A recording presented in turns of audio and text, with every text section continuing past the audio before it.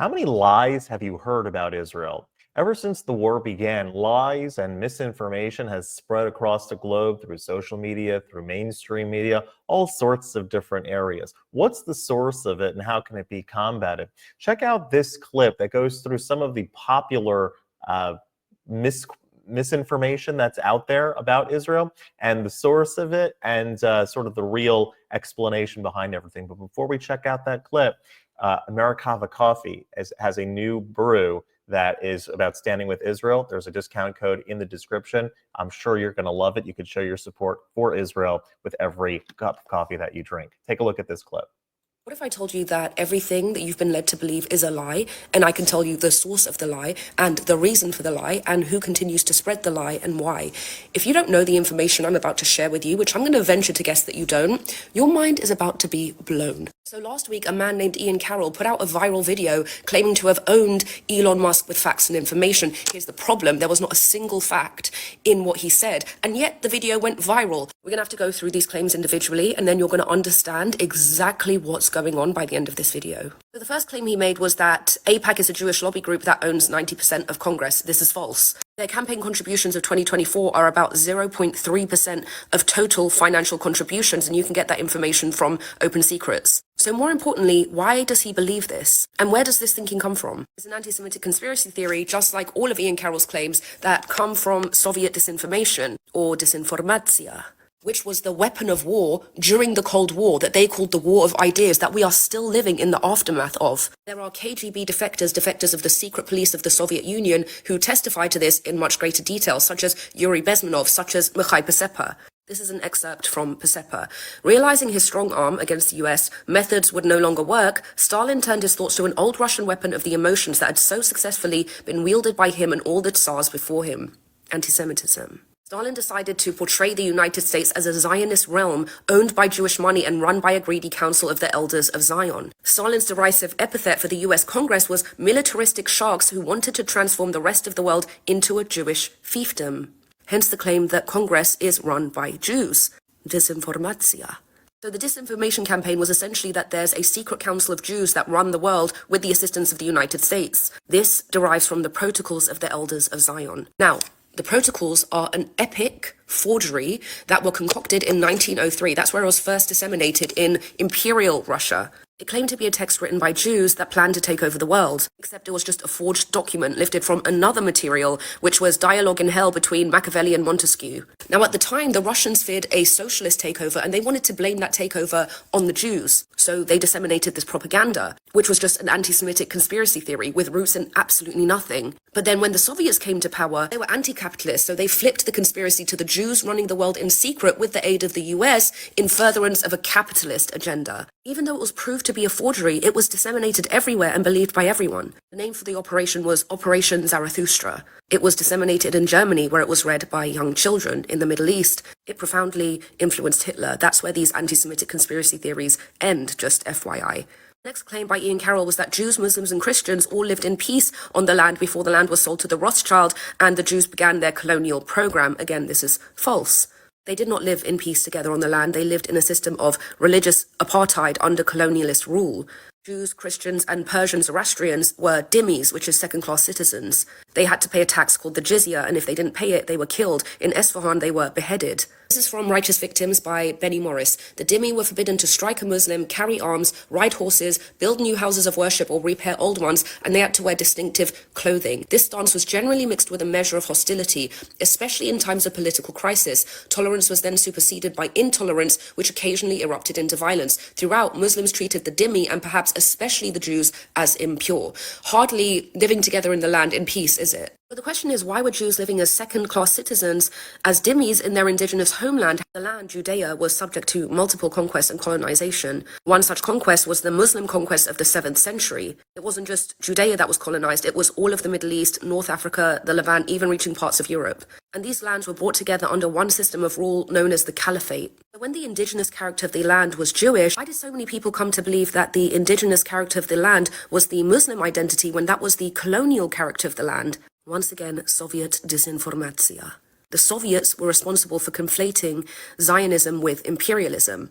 Operation SIG, according to Persepa, involved the dispatch by the Romanian DIE of approximately 500 undercover agents of influence to Libya, Iran, Lebanon, and Syria. Persepa describes these operatives as thousands of doctors, engineers, technicians, professors, and even dance instructors who all had the task of portraying the United States as an arrogant and haughty Jewish fiefdom financed by Jewish money and run by Jewish politicians whose aim was to subordinate the entire Islamic world.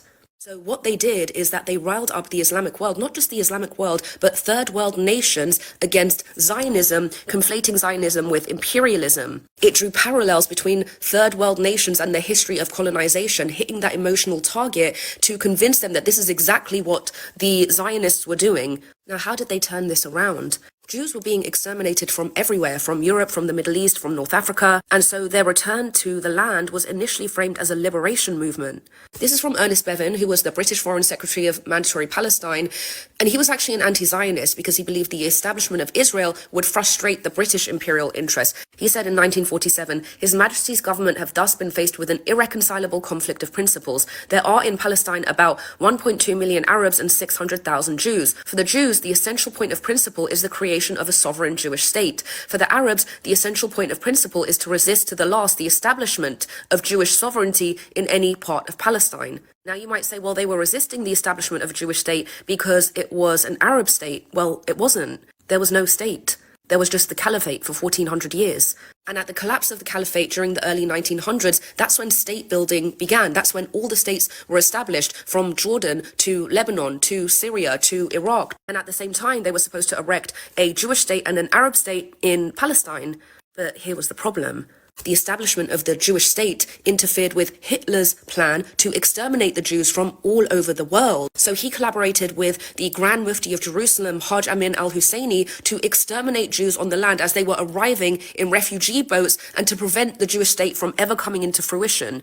But this liberation movement of the Jews was reframed by the Soviets as being an imperialist movement, whereas the intent to destroy the Jewish state, the Soviets taught Yasser Arafat to reframe that instead as a liberation movement. That's why everyone calls Jews white colonizers, because of Soviet disinformatia, whereas Hamas are labeled freedom fighters. Next, Ian Carroll claimed that the groups that founded Israel, Lehi, Irgun, and Haganah, were declared terrorist organizations by Israel itself. Now, to back this claim, Ian Carroll literally cites Wikipedia. No, I'm not kidding. So the context is that when the Jews were arriving on the land from 1920s onwards, they were disenfranchised and they weren't able to protect themselves from the attacks of the Arab militia groups that were slaughtering Jewish villages, notably in the 1929 Hebron massacre. This is from British Police Chief Raymond Cafferata, who testified that on August 23rd, he walked into a room where he saw an Arab in the act of cutting off a Jewish child's head. And behind that child was a woman that was smothered in blood, with a man that he recognized as an Arab police constable standing over the woman with a dagger. The riots reached Tel Aviv and Haifa on August 25th and Safad on August 29th. Jews of their villages were being slaughtered by thousands of Arab militias. The Yishuv, which were the Jewish community of the land, were shocked by the Brits' failure to protect. Benny Morris writes that the result of the Hebron massacre was the Yishuv realized that they needed a powerful militia. That's when some of the Haganah officers branched off to create a breakaway group, Irgun, and then later Lehi. But the main military force was Haganah, and that was not an offensive force, it was a defensive force. Now, putting this into perspective doesn't make any terrorism committed by any of these breakaway groups acceptable, and that's indeed why it was condemned. But it's kind of a different context to the way that Ian Carroll framed it to you from Wikipedia. Next, Ian Carroll writes that Israel is a foreign nation halfway across the world that has no business receiving my tax dollars. Why are we sending them billions of dollars of our tax money? First of all, that money was about 0.06% of the 2024 federal budget, and it is for your national security. You see, there's something called Islamism, which is political Islam, rather than spiritual Islam, which is practiced by most Muslims. The goal of Islamism is to re-establish an Islamic state or caliphate and then eventually destroy the West. The existence of Israel frustrates an Islamic hegemony in the region. Islamists want to destroy the Muslim states and the sole Jewish state and then come for you. The US funds Israel to fight the terrorists so that the terrorists don't eventually get to you. The United States doesn't do anything except for its own benefit. What did you think it was sending the money for? Just like it funds Ukraine to prevent the growing influence of the Kremlin, again, to protect you. The people that disseminate this Soviet disinformation propaganda think that they're being pro-US, but they aren't benefiting anybody except the Kremlin and its efforts to undermine the US. The goal is to confuse you, and this is exactly what defector Yuri Bezmenov described would happen in a state of ideological subversion, to pump so much disinformation into a society that you lose the ability to discern between truth and fiction. Then you become demoralized. And a demoralized society is vulnerable to hostile influences. So everything about the way that you see things comes from Soviet disinformation, Soviet programming that was designed to make you see things in this way so that you become more favorable to socialism, to communism, so that they could extend their influence, which is quite literally the definition of imperialism that they were masking as anti-imperialism. That's why our society is upside down, because everything we believe is based on disinformatia. Fact check true. That was a really good layout of the root cause of so many of the lies that are spread around. If you like this content overall, hit that subscribe button over there in the corner. We'd love to stay in touch with you. Take care.